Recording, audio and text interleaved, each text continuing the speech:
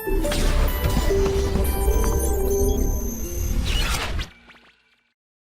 Everyone, स्वागत है आप सबका वापस से अपने इस चलते हुए से एक चैप्टर में जिसका नाम है पुष्पी पादप की आंतरिक संरचना। हम लोगों ने अभी तक पुष्पी पादप की आंतरिक संरचना में बहुत सारी चीज़ें पढ़ ली हैं और आज इस हम टॉपिक के बारे में डिस्कस करने वाले हैं वो है स्थायी ऊतक, और स्थायी ऊतक में से भी वो है जटिल स्थायी ऊतक। दोस्तों, दो प्रकार के ऊतक हमने पढ़े, एक था सरल स्थायी, एक था जटिल स्थायी। सरल स्थायी के अंदर केवल एक ही प्रकार की कोशिकाएं उपस्थित थी, मगर जटिल स्थायी ऊतक एक से अधिक तरीके की कोशिकाओं से मिलके बने होते हैं। अपना अलग ही रोल है इनका। मतलब अगर पादप में बात करें तो ये अपना अलग रोल लगते हैं, अलग ही चीज़। तो जटिल स्थायी ऊतक के अंदर दो चीज़ें आती है, जिसमें एक का नाम है जाइलम, एक का नाम है फ्लोएम। आइए सबसे पहले आज चालू करते हैं जाइलम से। दोस्तों, जाइलम जो शब्द है वो देने वाले वैज्ञानिक थे नेजेली। तो इनका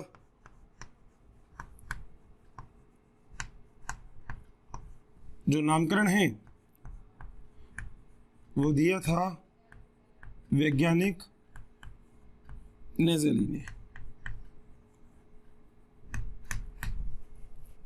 सही है। इसे हम संवहन ऊतक कहते हैं, एक ऐसा संवहन ऊतक जो जल का और खनिज लवणों का स्थानांतरण करता है। दूसरा पॉइंट, जल व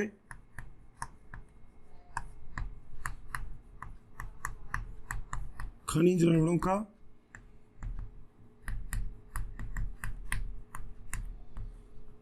स्थानांतरण करने का काम करता है। दोस्तों, साथ ही साथ एक बहुत बड़ी चीज, ये यांत्रिक सहायता प्रदान भी करता है इनको। यानी कि तीसरा पॉइंट,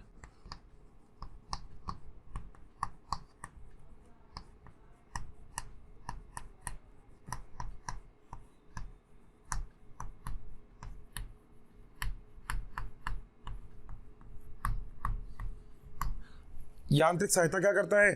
प्रदान। बात सही है। अब दोस्तों, अगर हम जाइलम के इन्हीं सब चीज़ों के बारे में बात करें तो इसके अंदर जो मृत जीव द्रव्य पाया जाएगा, यानी कि जो जीव द्रव्य होगा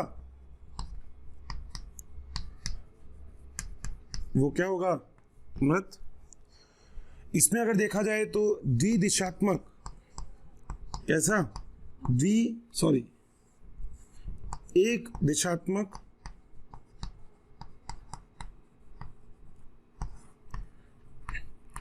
जल की गति होगी। अगर हम बात करें जलोद्भिद पादप, यानी कि ऐसे पादप जो जल में रहते हैं, और अगर हम बात करें मरुद्भिद पादप, ऐसे पादप जो रेगिस्तान में रहते हैं, उन दोनों में अलग अलग तरीके का होता है। ये जलोद्भिद पादप में ये कम विकसित होगा, जबकि इसमें ये अधिक विकसित पाया जाता है। याद है दोस्तों, कोई भी दिक्कत किसी भी चीज़ में, यानी कि हमारा जो टॉपिक था, जिस टॉपिक का नाम हमने क्या रखा था? जाइलम। उसके बारे में छोटी मोटी सी जानकारी आपके सामने है। बात सही है। अब दोस्तों, अगर जाइलम की बात करें तो जाइलम वैसे दो प्रकार का होता है। एक होता है प्राथमिक जाइलम, एक होता है द्वितीयक जाइलम। ठीक है। यहाँ पे देखते हैं आगे वाली बात क्या है। जाइलम के प्रकार, कितने प्रकार के जाइलम होंगे? दो प्रकार के। यहाँ पे डाल देंगे ए, जिसे हम बोलते हैं प्राथमिक जाइलम,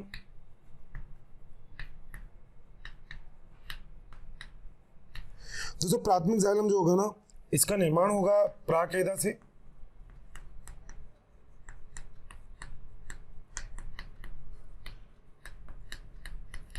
और प्राथमिक जाइलम दो प्रकार का होता है, एक होता है प्रोटोजाइलम, एक होता है मेटाजाइलम। एक तो हो गया प्रोटोजाइलम,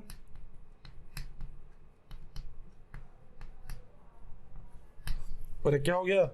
मेटाजाइलम। दोस्तों, जो प्रोटोजाइलम होता है ये पहले विकसित होता है,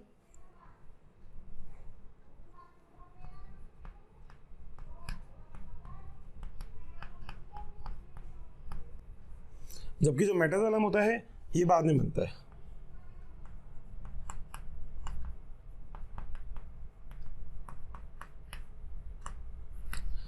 अगला जो होता है प्राथमिक जाइलम के बाद वो होता है द्वितीयक जाइलम बी।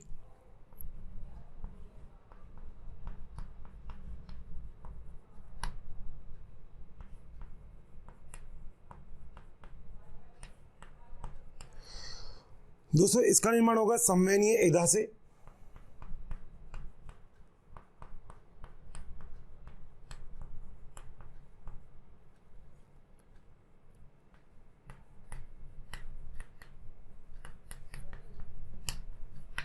और ये करता है दोस्तों द्वितीयक वृद्धि।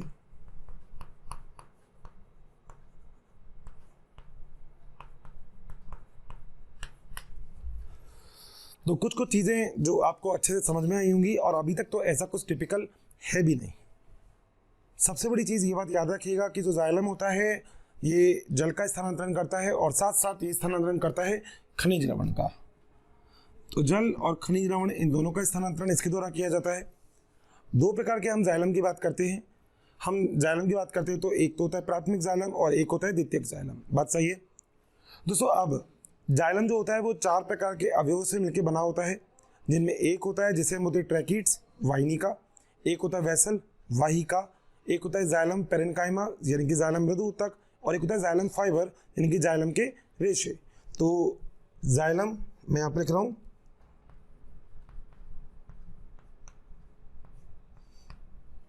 चार प्रकार के किससे बना होता है? अवयव से। और वो अवयव कौन कौन से होते हैं देखिएगा। जो पहला अवयव है ए, उसे हम बोलते हैं ट्रैकिड मतलब वाहिनिका। दूसरा जो होता है वो है वेसल, सेकंड मतलब वाहिका। इसे वाहिका के बाद एक चीज हम और बता देते हैं, तीसरा। और तीसरा कौन सा है? जिसका नाम है जाइलम मृदु ऊतक सी। जाइलम मृदु ऊतक मतलब जाइलम पेरेन्काइमा।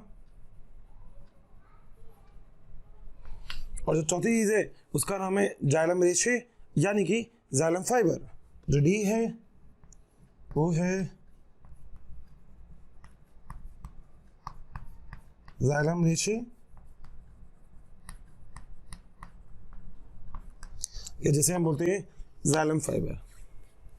सो ये एक जनरल सा एक थ्योरेटिकल बेस पे आपको एक्सप्लेनेशन है एक चीज कि आखिर किस तरीके से जो जाइलम है उसका निर्माण पादप के अंदर होता है। आखिर किस तरीके से जो जाइलम होता है वो पादप में किस तरीके से स्थानांतरण करने का काम करेगा।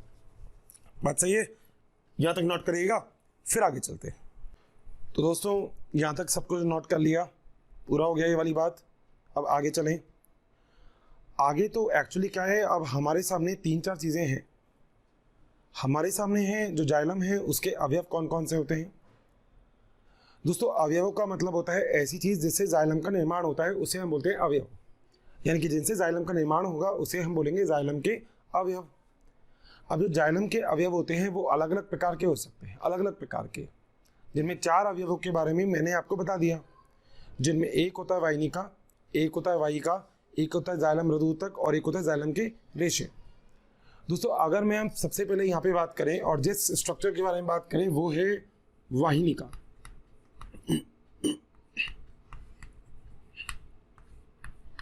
इंग्लिश में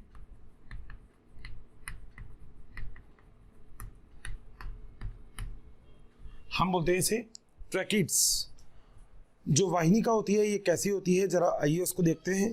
कुछ कुछ जो डायग्राम इसका वाहिनिका का आपको देखने को मिलेगा ना, वो कुछ इस टाइप का मिलेगा, इस टाइप का आपको कुछ डायग्राम देखने को मिलेगा। और यहाँ पे जो कोशिका भित्ति होगी वो आपको पता है कोशिका भित्ति कैसी होगी, बाहर की तरफ पाई जाएगी कुछ इस प्रकार से, ठीक है। अगर ध्यान से देखें तो हम जो स्ट्रक्चर होती है ना वो स्ट्रक्चर इसकी कुछ ऐसे भी आप लोग बना सकते हो। मान लीजिएगा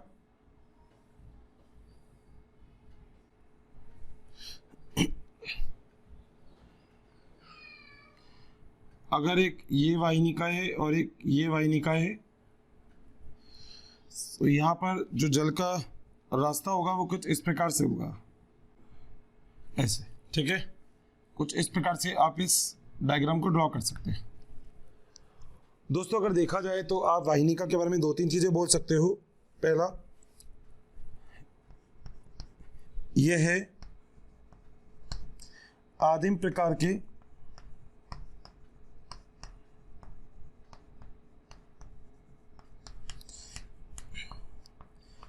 संवहनीय ऊतक होता है।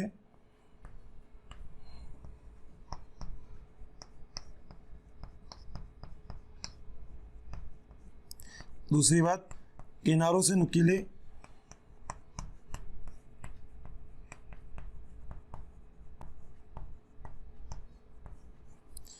जो अंदर की तरफ आप गुहा देख रहे हो वो थोड़ी सी सक्रिय होगी, गुहा संकरी उपस्थित, और इसमें गर्त पाए जाते हैं, गर्त जिन्हें हम बोलते हैं परिवेशित गर्त।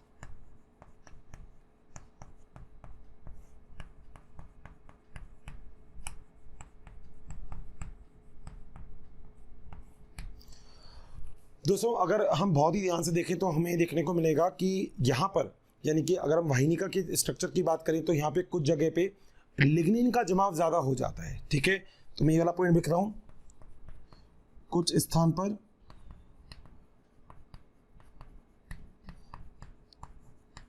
लिग्निन अधिक होता है, और लिग्निन के अधिक होने की वजह से वहां पे आपको गर्त देखने को मिलते हैं। तो ये वाला पॉइंट भी मेंशन कर रहे हैं, अत्यधिक लिग्निन के कारण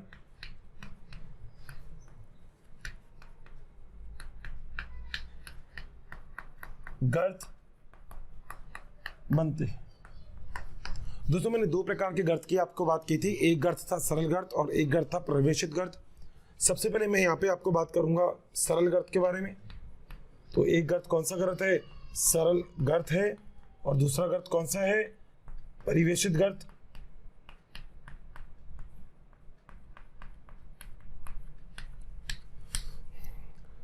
दोस्तों सरल गर्त कुछ इस प्रकार से होगा, देखिएगा ये तो लिग्निन है ऐसे, और ये हो गया आपका सरल गर्त। और अगर हम परिवेशित गर्त की बात करें तो इसकी संरचना थोड़ी सी अलग होगी, कुछ इस प्रकार से। एक मिनट छोटा कर देते हैं इसको, कुछ इस प्रकार से। इसे हम बोलते हैं परिवेशित गर्त।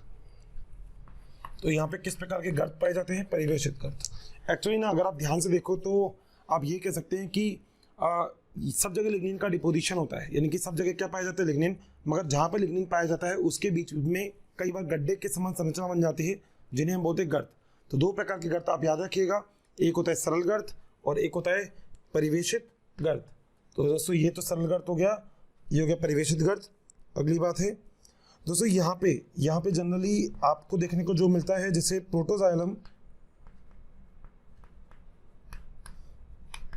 में जो लिग्निन होती है ना, वो सर्पिलाकार हो सकती है या वलयाकार आपको देखने को मिल सकती है। मतलब कैसे मिलेगी जरा थोड़ा सा देखिएगा।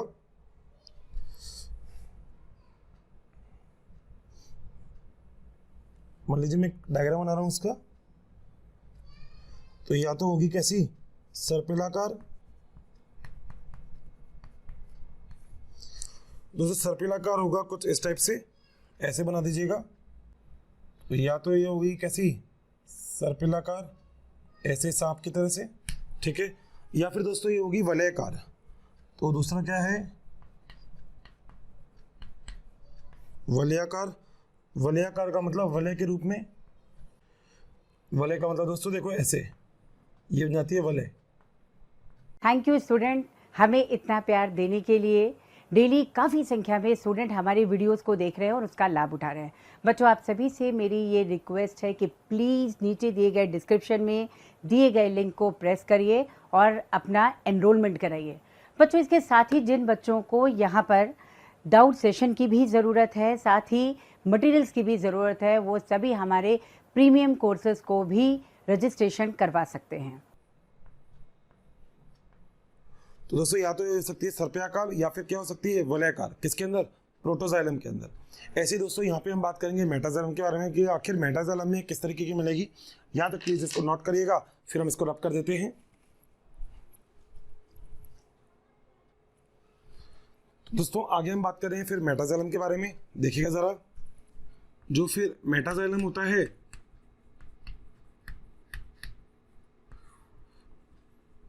मेटाजाइलम, उसमें दो रूप से हो सकती है दोस्तों ही, या तो हो सकती है जालिका के रूप में, यानी कि मेटाजाइलम हो सकता है या तो जालिका रूपी। जालिका रूपी दोस्तों देखो कुछ इस टाइप से होगा। जैसे जैसे दोस्तों ये बोला जाता है वैसे वैसे डायग्राम बनाए जाओ, और कुछ भी नहीं है।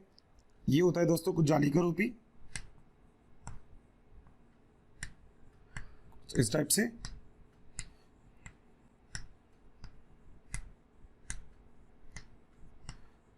ये आप एक डायग्राम ड्रॉ कर सकते हो जालिका रूपी का।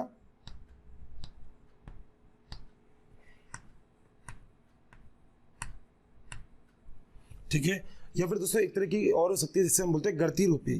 गर्त रूपी तो बी पॉइंट और कर सकते हैं, जिसे हम बोल सकते हैं गर्त रूपी। दोस्तों गर्त रूपी कुछ इस प्रकार की होगी।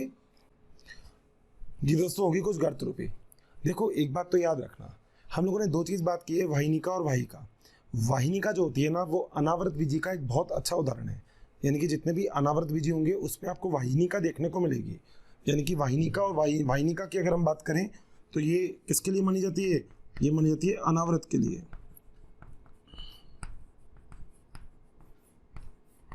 मगर दोस्तों जब हम वाहिनिका के आगे चलते हैं तो एक और चीज़ आती है जिसे हम बोलते हैं वाहिकाएं, और वाहिकाओं का मतलब होता है वेसल्स। ठीक है, सो अब हम एक दूसरे पॉइंट के बारे में इसके बाद बात करते हैं, जिसका नाम क्या है,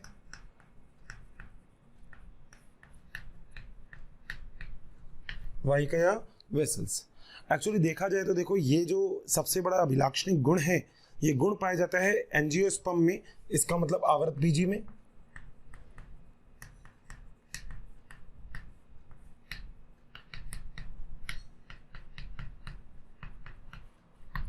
दोस्तों आपको यहाँ पे एक चीज और देखने को मिलेगी, आपको गुहा बड़ी मिलेगी यहाँ पे।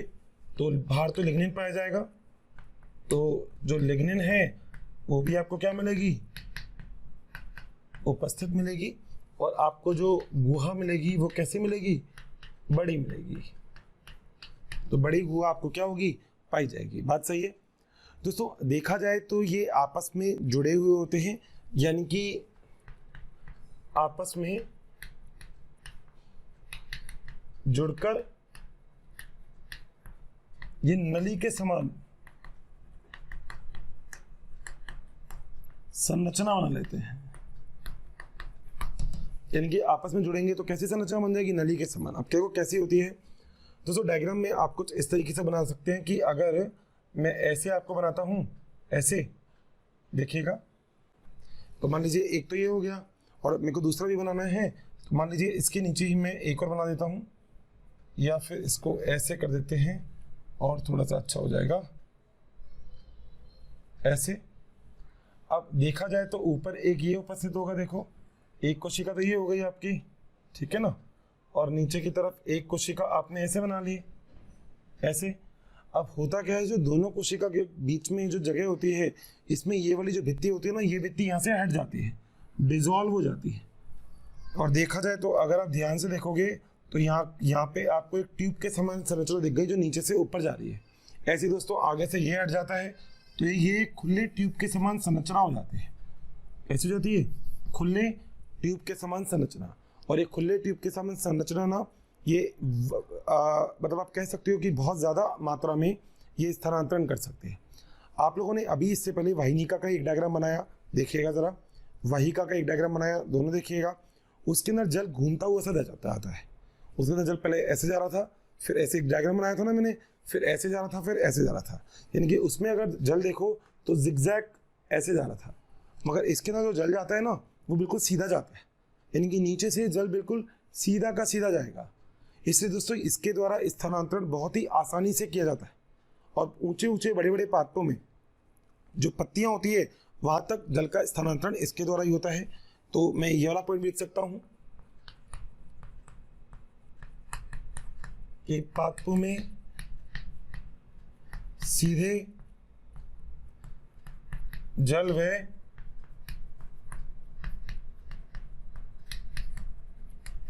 खनिज लवण का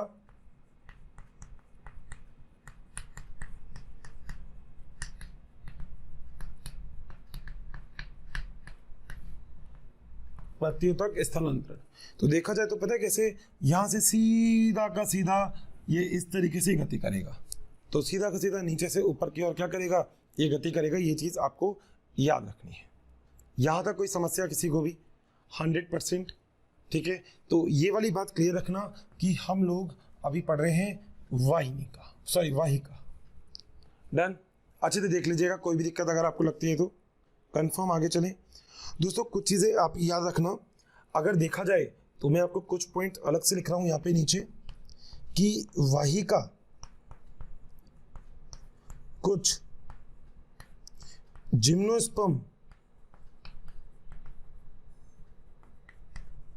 में पाई जाती है, जैसे नीटम और इफेडा।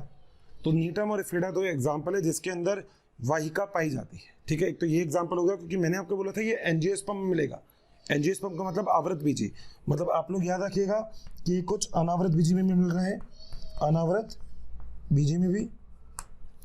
और दोस्तों एक बात और याद रखिएगा आप कि जनरली एक एग्जाम्पल जिसका नाम है ड्रेसिना और युक्का, ये एक ऐसे आवृत बीजी होते हैं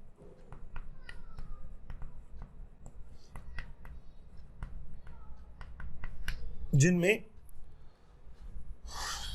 वाहिका अनुपस्थित होगी, ठीक है।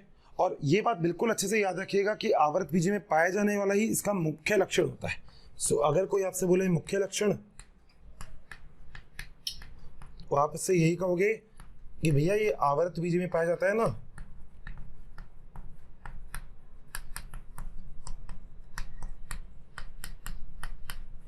पाया जाना। बात सही है दोस्तों। एक बात आप लोग और याद रखिएगा, और वो भी यहीं पे ही मैं डिस्कस कर लेता हूं तो ज़्यादा सही है। और वो चीज़ क्या, अगर हम यहाँ पे बात करें तो आपको लिग्निन का मैंने लिखवा दिया। खैर लिग्निन इसके अंदर क्या होता है, उपस्थित होता है।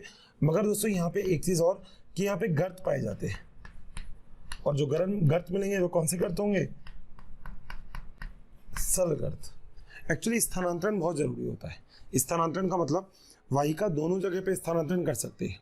कैसे कर सकती है, एक तो दोस्तों ये स्थानांतरण हो गया, मगर मान लीजिए एक और मैं यहाँ पे ट्यूब बना रहा हूँ, और मान लीजिए वो ट्यूब ये रही मान लो एक ट्यूब और सपोज करिए। तो दोस्तों होगा ये कि जो यहाँ से और यहाँ के बीच में भी आपको कुछ छिद्र या कनेक्टिविटी मिल जाएगी, यानी कि कुछ इस टाइप से भी, ऐसे भी, और फिर जल ऐसे जाके ऐसी गति कर सकता है।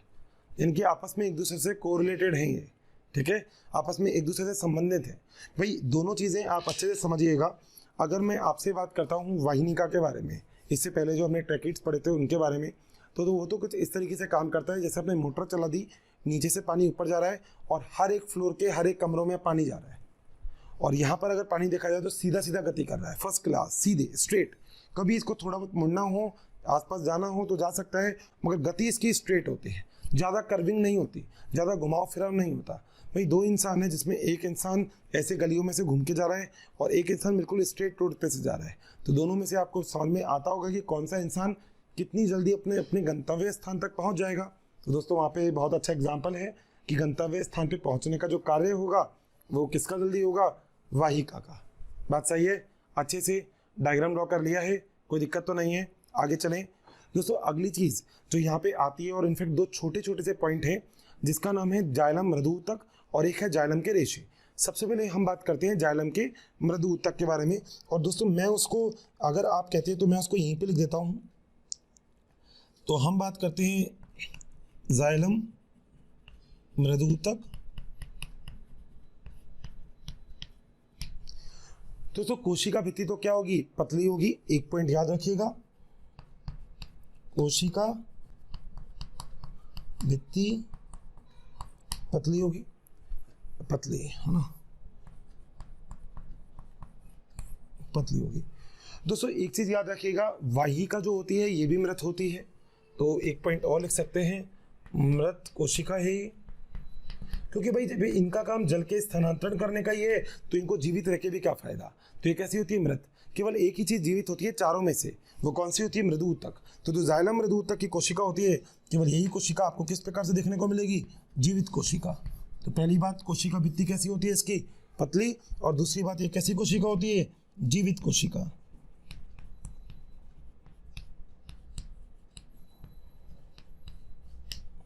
ठीक है। क्या क्या संग्रहण हो सकता है दोस्तों, इसमें संग्रहण हो सकता है स्टार्च का, टेनिन का, वसा का, इनका संग्रहण। तो एक पॉइंट और लिख सकते हैं, स्टार्च, टेनिन व वसा का आपको क्या देखने को मिलेगा इसमें, संग्रहण। ठीक है। अब अगली और लास्ट चीज हमारे पास आ जाती है जिसको हम क्या बोलते हैं, जाइलम फाइबर। जरा आइए एक लाइन में उसको भी डिस्कस कर देते हैं। अगली बात है जाइलम रेशे। दोस्तों पहली बात तो याद रखिएगा, दृढ़ता प्रदान करते हैं।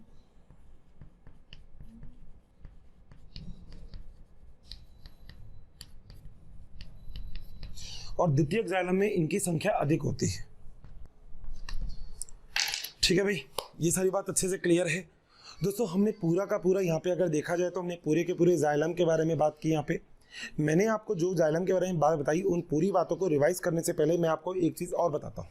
दोस्तों वो वाली बात क्या है, कई बार हम बोलते हैं जल के संवहनीय सिस्टम या संवहनीय तंत्र। तो पादप में जल के संवहनीय तंत्र को हम एक नाम बोलते हैं जिसे हम बोलते हैं हेड्रोम। क्या बोलते हैं, हेड्रोम। दोस्तों हेड्रोम का मतलब होता है ट्रैकिड प्लस वेसल, यानी कि वाहिका प्लस वाहिनिका। तो वाहिका और वाहिनिका को हम क्या बोलते हैं, हम बोलते हैं कि पादप के अंदर जल के स्थानांतरण के लिए ये पूरा का पूरा एक सिस्टम होता है जो क्या होता है, प्रेजेंट होता है। बात सही है। अब जरा इतने जितना भी हमने सिस्टम पढ़ा है, इस पूरे सिस्टम को एक बार तसल्ली से और तरीके से देख लीजिएगा। दोस्तों मैंने आपसे अभी तक जो भी बात बोली उस बात में बहुत सारी चीज़ें ऐसी है जो हमने आज बात की जाइलम के बारे में, और आज के लेक्चर में हम जाइलम और फ्लोएम अप्रॉक्सीमेटली कंप्लीट कर ही देंगे। हम लोगों ने बात ये की कि जो जाइलम होता है ये जल का स्थानांतरण करता है। थोड़ी देर के लिए कॉपी और पेन साइड में हर्ष सर की बात सुनने का। दोस्तों जाइलम जो होता है वो जल का और खनिज लवण का स्थानांतरण करता है। भूमि से, मृदा में से जल और खनिज लवण का अवशोषण करके पूरे के पूरे पादप को प्रदान करता है। बात सही है। जब वो पूरे पादप को इस तरीके से अपनी चीज़ें प्रदान करता है तो पादप एक्चुअली उसको पत्तियों तक पहुंचा देता है और पत्तियों के अंदर उसको यूज में ले लिया जाता है। बात सही है। अब अगर हम देखें तो यहाँ पे हम लोग ये चीज़ कहते हैं कि जो जाइलम है उसका जो नामकरण है वो क्या था, नेज़ेलिन है, नाम उसने लिया था। जो जाइलम होता है ये प्राक एधा से बना होता है। प्राक एधा का मतलब सबसे स्टार्टिंग में जिससे पादप के सारे ऊतक बनते हैं उससे। जाइलम को सबसे पहले आप दो टाइप में बांटते हो, एक होता है प्राथमिक जाइलम, एक होता है द्वितीयक जाइलम। प्राथमिक जाइलम जो होता है जो सबसे पहले डेवलप होता है, द्वितीयक जाइलम वो होता है जो बाद में डेवलप होता है। बात सही है, ठीक है। द्वितीयक जाइलम में रेशो की मात्रा ज़्यादा होती है, ये बात आपको याद रखनी है। बात क्लियर अच्छे से। बल्ब तो चल रहे हैं ना भैया दिमाग के, जलाते रहे ना, और इधर उधर मत भग जाया करो तुम बीच में। तुमको लगता है कि अर्षित सर यार मजाक तो करते ही नहीं हो, अब ये वो, एक्चुअली टॉपिक थोड़ा सा ऐसा चल रहा है क्योंकि कई बार ऐसा होता है कि चीज़ें बीच में से छूट नहीं जाए, इसलिए। ठीक है, तो टेंशन फ्री रहने का कोई दिक्कत वाली बात नहीं है। हंसा तो भैया अपन हमेशा देंगे, कोई दिक्कत नहीं है, मगर ये टॉपिक बहुत ज़रूरी है अंडरस्टैंडिंग के लिए, समझने के लिए। तो दोस्तों होता क्या है कि जाइलम जो होता है वो दो प्रकार का हो गया, प्राथमिक और द्वितीयक। जो पहले डेवलप होगा वो प्राथमिक, जो बाद में डेवलप होगा वो द्वितीयक। प्राथमिक दो टाइप का होता है, प्रोटो और मेटा। प्राथमिक दो टाइप का होता है, जो प्रोटो है और एक मेटा है। सेम फ्लोएम के अंदर ही बात करेंगे, प्रोटो फ्लोएम और मेटा फ्लोएम वहाँ पे भी होगा, तो टेंशन लेने वाली बात नहीं है, कई चीज़ें बार बार रिपीट भी होगी। बच्चों काफ़ी संख्या में डेली हमें बहुत सारे कमेंट्स आ रहे हैं कि वी प्लीज़ इस टॉपिक पे वीडियो बनाएं, इस सब्जेक्ट पे वीडियो बनाएं। तो आप सभी से मेरी रिक्वेस्ट है कि प्लीज़ हमारे यूट्यूब चैनल को सब्सक्राइब करें और उसमें दिए गए बेल आइकन को प्रेस करें ताकि टाइम टू टाइम आपको नोटिफिकेशन मिलता रहे। बच्चों, हम ऐसा इसलिए कह रहे हैं कि बहुत सारे बच्चे उसी टॉपिक की रिक्वेस्ट करते हैं जो ऑलरेडी हमारे चैनल्स पे दिए हुए हैं। तो आप सभी से रिक्वेस्ट है कि आप सभी जो है उस चैनल पे जा कर के उन सारे वीडियोस का लाभ ज़रूर उठाएं। जो जाइलम होता है वो एक ही दिशा में स्थानांतरण करेगा भोजन का, ये बात भी आपको अच्छे से पता है। और आपको ये चीज़ भी यहाँ पे अच्छे से पता है कि जो जाइलम होगा उसके 4 अवयव होंगे। कौन कौन से? वाहिनिका, वाहिका, जाइलम पेरेन्काइमा और जाइलम फाइबर। अगर ऐसा होगा तो वाहिनिका और अगर ऐसा होगा तो वाहिका है। सीधे सीधे अगर गति करेगा, नाक के सीध में गति करेगा, थोड़ा बहुत घूमना पड़ेगा तो क्या है? वाहिका।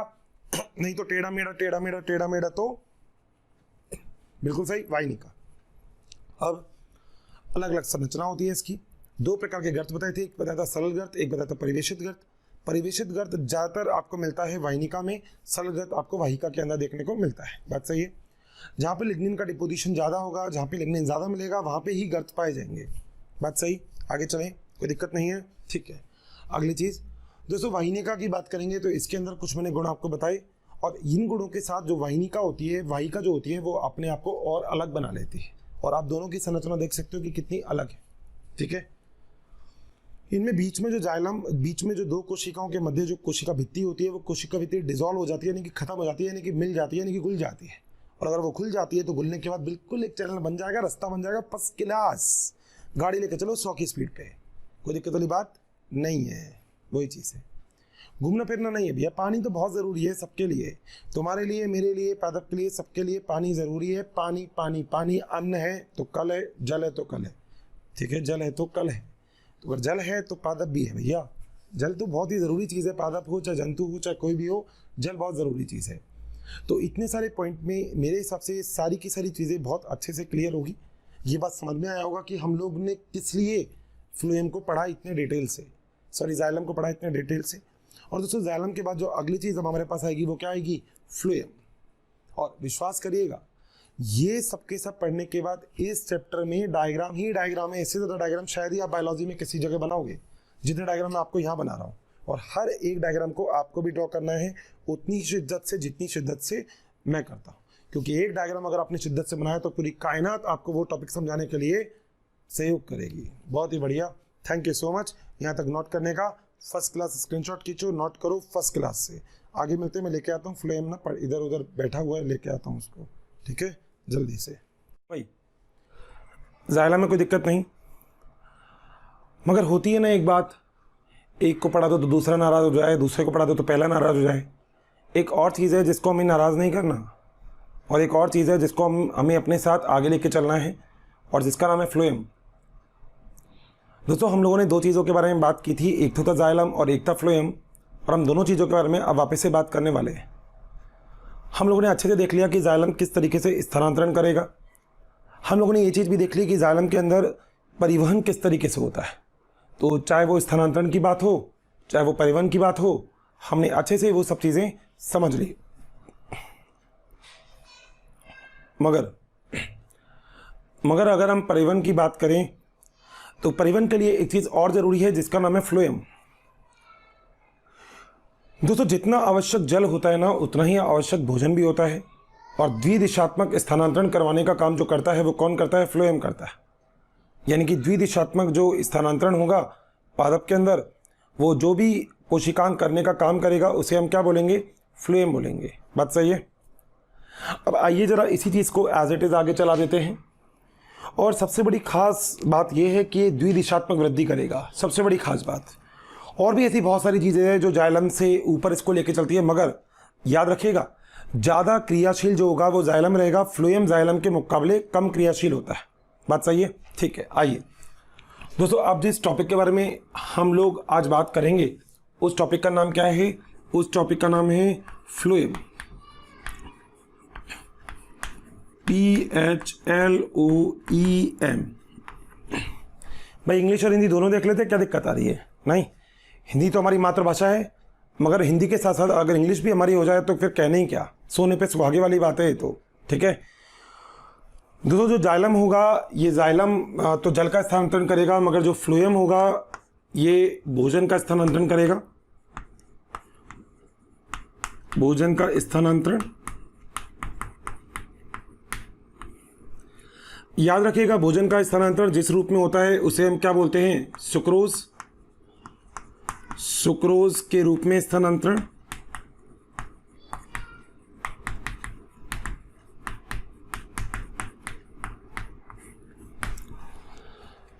फ्लोएम जो होगा ये कम क्रियाशील होगा,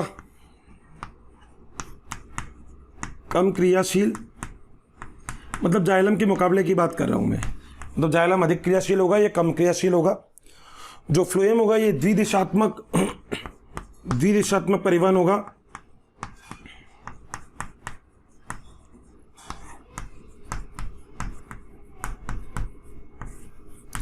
और दोस्तों मैं इसमें लिख सकता हूं कि परिवहन के लिए, यानी कि भोजन परिवहन के लिए इसको जाइलम की आवश्यकता होगी। भोजन परिवहन के लिए जाइलम की आवश्यकता।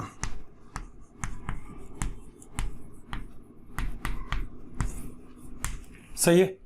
जिस वैज्ञानिक ने इसका नाम दिया था उनका नाम वही था जो अभी तक हम पढ़ते आ रहे हैं, नेजेली। नेगेली, नेजेली, कुछ भी बोल सकते हैं। ये ऑप्शन में स्पेलिंग की कोई दिक्कत नहीं होगी, ठीक है। तो स्पेलिंग का कोई ऐसा इशू नहीं होगा, तो आप नेजेली, नेगेली कुछ भी इसमें लिख सकते हैं। अगली चीज़ दोस्तों, मैं अगर फ्लोएम की बात करूं तो आप लोग ये कह सकते हो कि जो फ्लोएम होगा इसके स्थानांतरण की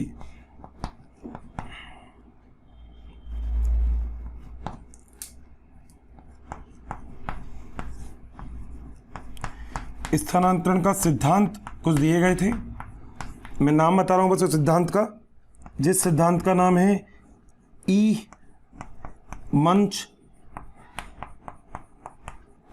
सिद्धांत।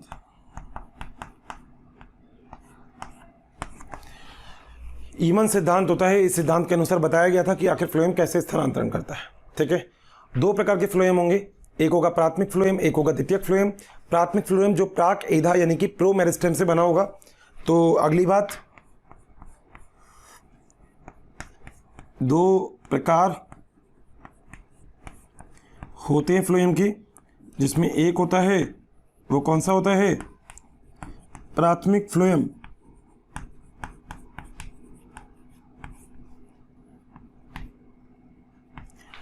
भाई कौन सा फ्लोएम होगा प्राथमिक फ्लोएम? प्राथमिक फ्लोएम वो फ्लोएम होगा जो प्राक एधा से जिसका निर्माण होगा। तो यहां पे लिख रहा हूं मैं, प्राक एधा से निर्माण।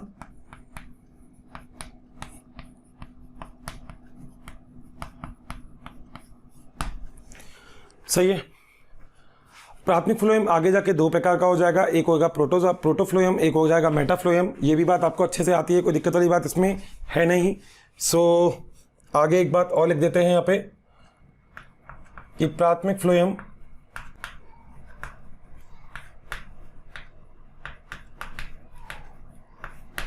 ये कितने प्रकार के हो गए? दो प्रकार के।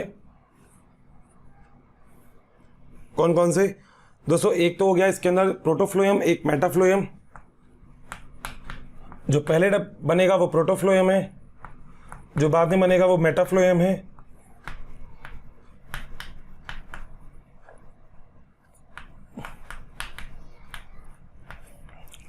प्रोटोफ्लोएम थोड़ा सा सकरा होता है और मेटाफ्लोएम थोड़ा सा चौड़ा होता है, ये वाली बात भी याद रखना। तो मैं यहां पर लिख रहा हूं सकरा और ये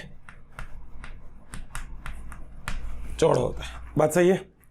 आगे चलें। आगे क्या होता है दोस्तों? प्राथमिक फ्लोएम के बाद दूसरी चीज होती है जिसे हम बोलते हैं द्वितीयक फ्लोएम। दूसरी चीज, प्राथमिक फ्लोएम के बाद दूसरा आता है द्वितीयक फ्लोएम, बी।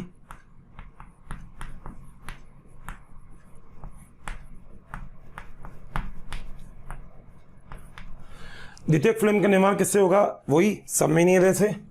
तो निर्माण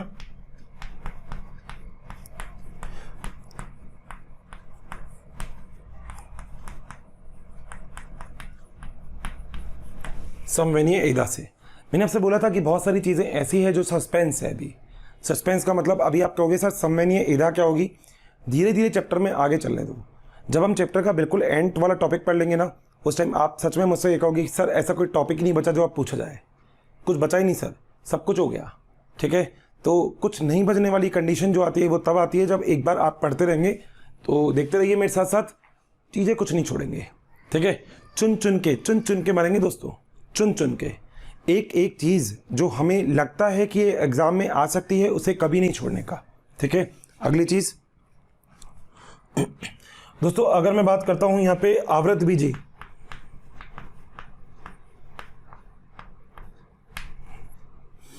तो इसमें होता है चालनी नली का,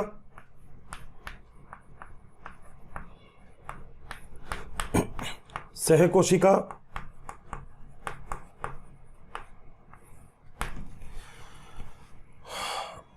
आवृत बीजी में 4 अवयव होंगे। एक होगा चालनी नली का, एक होगा सहकोशिका, एक होगा फ्लोएम तंतु और एक होगा फ्लोएम मृदुऊतक।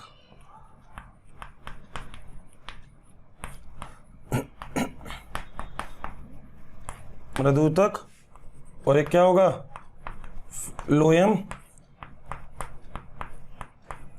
तंतु। ये तो दोस्तों बात किसकी आती है, आवृत बीजी की। बात सही है। मगर अगर मैं आपसे बात करूं अनावृत बीजी, तो एक दूसरी चीज आ जाती है यहाँ पे, अनावृत बीजी। दोस्तों अनावृत बीजी को हम वापिस से 4 भागों में बांटते हैं। सब कुछ सेम है, मगर सह कोशिका की जगह आ जाएगी इसके अंदर एल्ब्यूमिनी कोशिका। तो कौन कौन से भाग हो गए, ये हो गया चालनी नली का, या अभी चालनी कोशिका बोल दो इसमें, कॉमा एल्ब्यूमिनी कोशिका,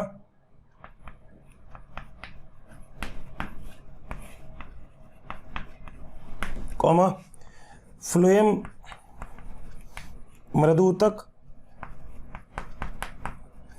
और फ्लोएम रेशे।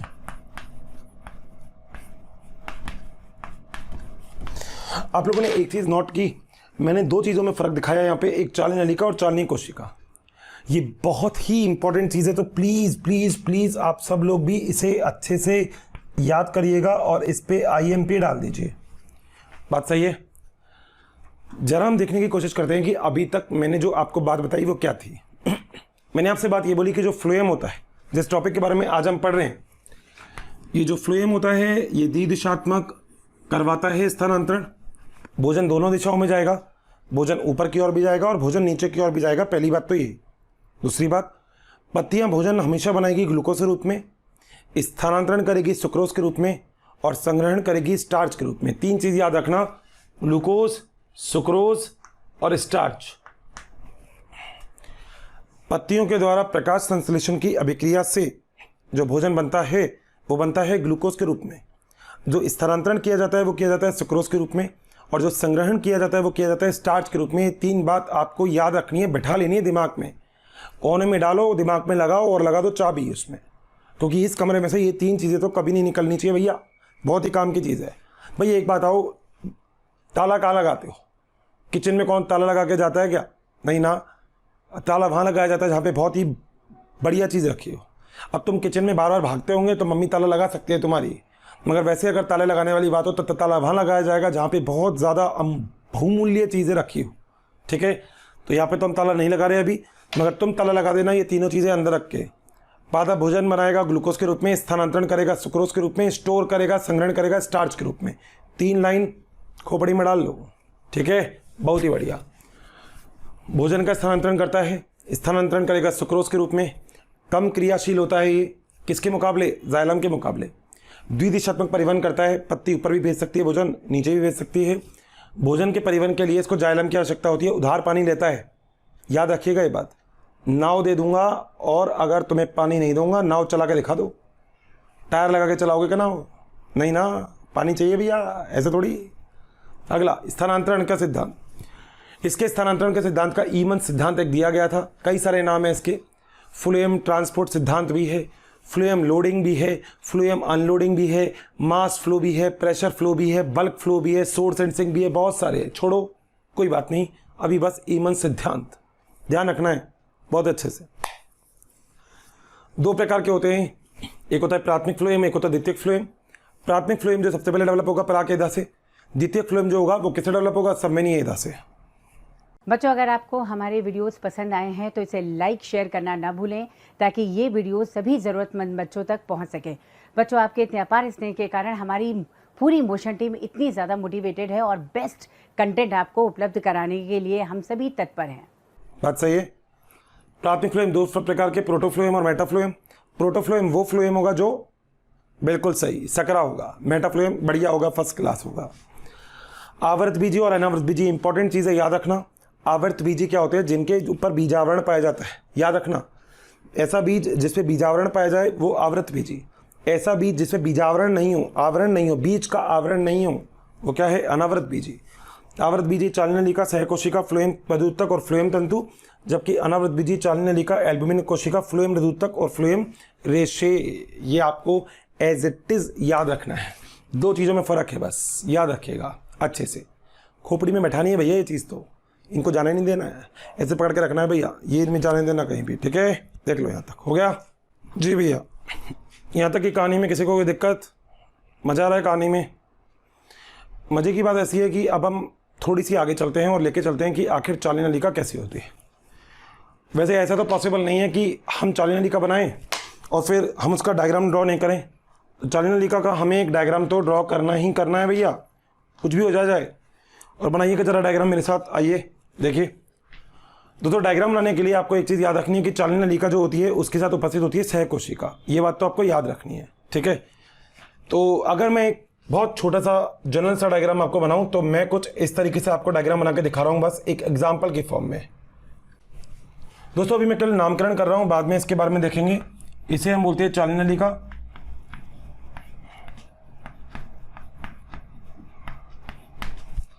और इसे हम बोलते हैं पट्टिका, यानी कि चालनी पट्टिका।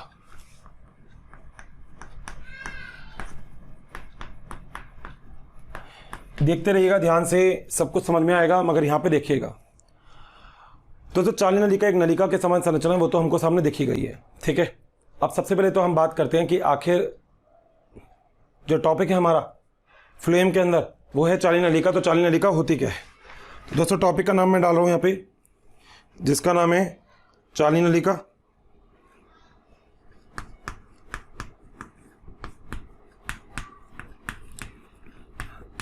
याद रखिएगा, मैंने चालनलिका लिख दी, इसका मतलब आप लोग बात करेंगे आवर्त बीजी की। तो चालनलिका तो आवर्त बीजी में पाई जाएगी, तो आवर्त बीजी में पाई जाती है। और अगर मैं दोस्तों कभी आपसे बात करूं चालनी कोशिका की, तो दोस्तों ये आपको पाई जाती है अनावर्त बीजी में, अनावर्त बीजी में, और टेरिडोफाइटा के अंदर भी मिलती है।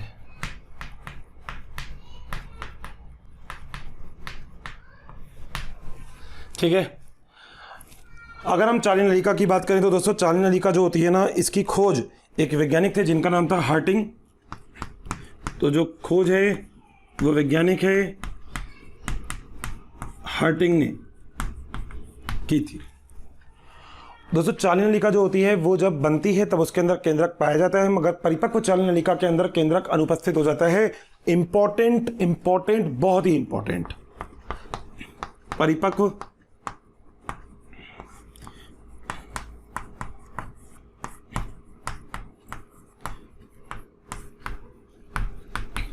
चालनलिका में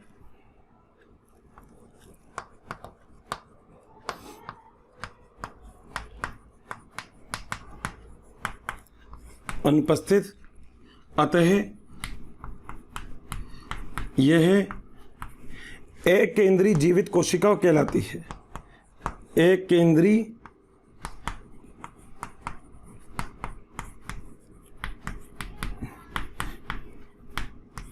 जीवित कोशिका कहलाती है।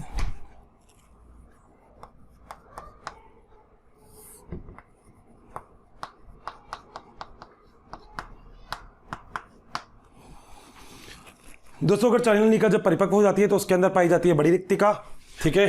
तो एक पॉइंट और मेंशन कर रहे हैं, कि परिपक्व चालनी नलिका में बड़ी रिक्तिका पाई जाती है।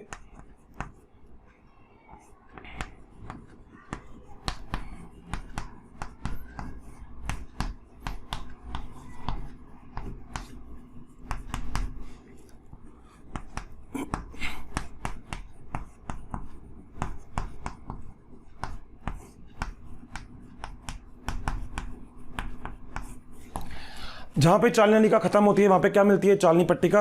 ये भी बात क्लियर है। तो अगला पॉइंट, चालनी नलिका के अंतिम सिरे पर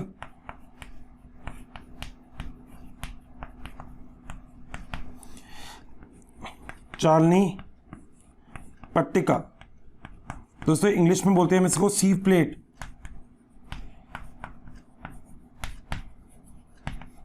सी प्लेट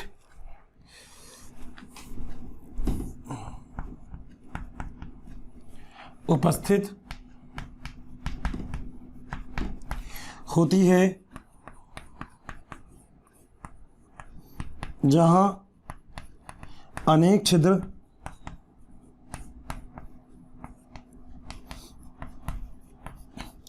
पाए जाते हैं।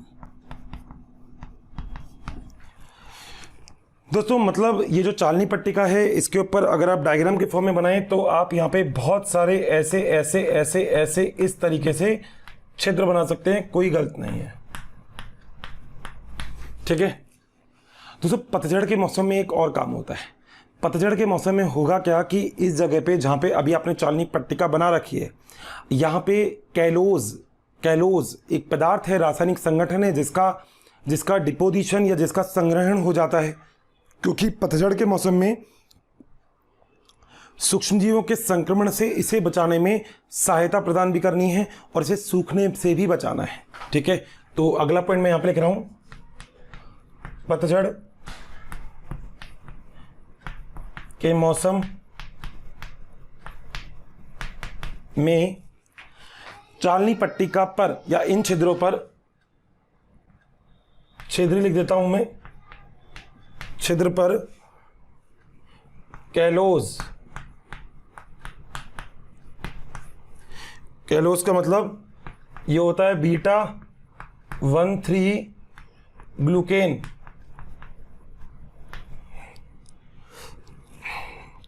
का डिपोजिशन मतलब संग्रहण हो जाता है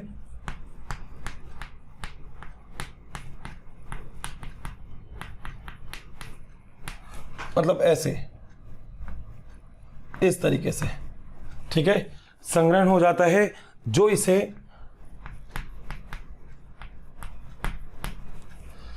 सूक्ष्मजीव संक्रमण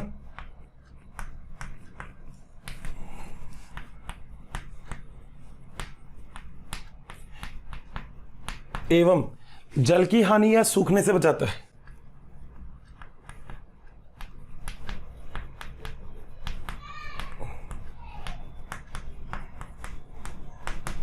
सूखने से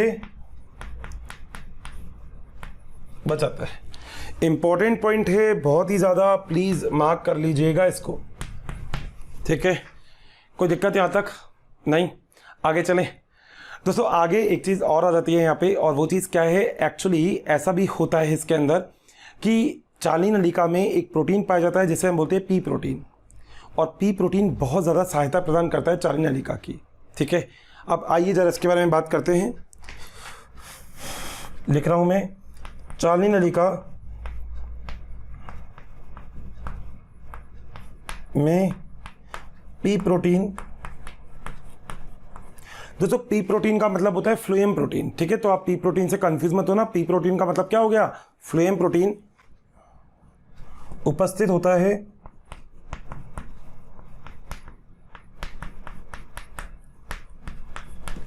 और दोस्तों दो काम करेगा ये। अगर मान लो कभी चालनी नलिका थोड़ी सी कट गई तो उस स्थिति में इसको थोड़ा सा प्रोटेक्शन देता है, और दूसरी चीज परिवहन के अंदर भी सहायक है। तो ये दो काम करेगा। क्या काम करेगा? पहला काम तो है इसका परिवहन में सहायक, यानी कि भोजन परिवहन में सहायक, और जो दूसरा काम है दोस्तों इसका, वो दूसरा काम क्या है? जो दूसरा काम है वो है घाव भरना। बहुत ही इंपॉर्टेंट है ये पी प्रोटीन, मार्क कर रहा हूँ इसको, आप भी प्लीज़ इसको इंपॉर्टेंट करके मार्क कर लीजिएगा। दोस्तों एक इस तरीके का डायग्राम आप लोगों ने बनाया हुआ है कि चाल नलिका इस तरीके से आपको मिलती है। बात सही है दोस्तों। अब चाल नलिका के पास में एक और कोशिका मिलेगी जिसे हम बोलते हैं सह कोशिका। अब सह कोशिका मिलती कहाँ है? जहाँ पे भी आपने चाल नलिका बनाई है, इस चाल नलिका के पास में ऐसे कोशिका मिलेगी जिसे हम बोलते हैं सह कोशिका। तो ये जो कोशिका आपने बनाई है ये क्या है? ये है सह कोशिका, इंग्लिश में हम इसे बोलते हैं कंपेनियन सेल, और ये है इसका केंद्रक। दोस्तों परिपक्व चाली नलिका में केंद्रक पाया ही नहीं जाता, तो जब केंद्रक नहीं होगा तो इसका मतलब वहाँ पे तो एक नली बन जाएगी, यानी कि इसका काम तो चाली नलिका का काम तो स्थानांतरण करने का है बस, ऊपर और नीचे की तरफ। यानी कि अगर मान लो ये चालनी नलिका है तो ऊपर की तरफ और नीचे की तरफ यहाँ पे दोनों तरफ चालनी पट्टिका उपस्थित होगी। जिस पट्टिका के अगर आप ऊपर देखोगे तो छिद्र आपको मिलेंगे, इन छिद्र के अंदर पतझड़ वाले समय में जो भी पानी हो कहीं वो नहीं उड़ जाए भैया, तो उस पानी को बचाना पड़ेगा। बचाने के लिए वहाँ पे क्या होगा? ऊपर कैलोज की प्लगिंग हो जाएगी। कैलोज एक तरह का बहुलक है बीटा 1,3 ग्लूकोज का, ग्लूकेन का, और ये बहुलक एक्चुअली क्या करता है? सहायता प्रदान करता है कि अंदर से जो जल होता है उसको बचा के रखता है, सूखने नहीं देता कोशिका को। कोशिका सूख जाएगी तो वैसे ही मर जाएगी। तो आप ये समझ सकते हैं कि ये तो एक ट्यूब हो गई, मगर दोस्तों अब इसको कैसे क्या क्यों परिवहन करना है इसको पता ही नहीं। क्यों? केंद्रक तो है ही नहीं इसके अंदर। तो अब होगा क्या कि इसको केंद्रक के लिए जो सहायता प्रदान करेगा वो होगी सह कोशिका। बगल में बैठी है सह कोशिका, कहेगी भैया तेरे को क्या नहीं हो रहा, तेरे से काम कर नहीं हो रहा, क्या रुक जा मैं आ रही हूँ, क्योंकि इसके पास केंद्रक है। तो ये बात याद रखिएगा, चाली नलिका के पास, परिपक्व चाली नलिका के पास केंद्रक नहीं होता। एग्जाम में क्वेश्चन आया भी हुआ है, कैसा क्वेश्चन आया है कि केंद्रक अनुपस्थित होता है चाली नलिका या परिपक्व चाली नलिका, तो आंसर क्या होगा? परिपक्व चाली नलिका। तो परिपक्व चाली नलिका में केंद्रक क्या होगा? अनुपस्थित होगा। और जो परिपक्व चाली नलिका में जब केंद्रक अनुपस्थित होगा तो आप एक चीज़ बोल सकते हो कि इसके सारे के सारे कार्यों का नियंत्रण फिर जो रखता है वो कौन सी होती है? सह कोशिका, क्योंकि उनके पास केंद्रक पाया जाता है। केंद्रक उपस्थित है तो सब कुछ है ना भाई। तो केंद्रक पाया जाता है मतलब अब भैया वो तो स्थानांतरण करेगा मजे से, तगड़े तरीके से, टेंशन ही नहीं होगी उसकी। ये वाली बात है यहाँ तक। तो ये अभी तक हमने बात की चालनी नलिका की। डायग्राम एक बनाया भी आपको, एक डायग्राम इसके अंदर अभी हम और भी बना देंगे। वैसे तो 2-3 बना सकते हैं, मगर मैं एक डायग्राम जरूर बनाऊंगा जिसको समझने के लिए बहुत ज़रूरी है। ठीक है भाई, यहाँ तक प्लीज़ इसको नोट करिएगा, टॉपिक अपना मेंशन रखिएगा। हम बात कर रहे हैं चालनी नलिका की। बिल्कुल सही है। ओके दोस्तों, नोट करिएगा फटाफट से। बच्चों अगर आपको मेरी वीडियोस पसंद आई है तो बाकी के कंटेंट के लिए इस नंबर पे कॉल करें 180021217999। Thank you.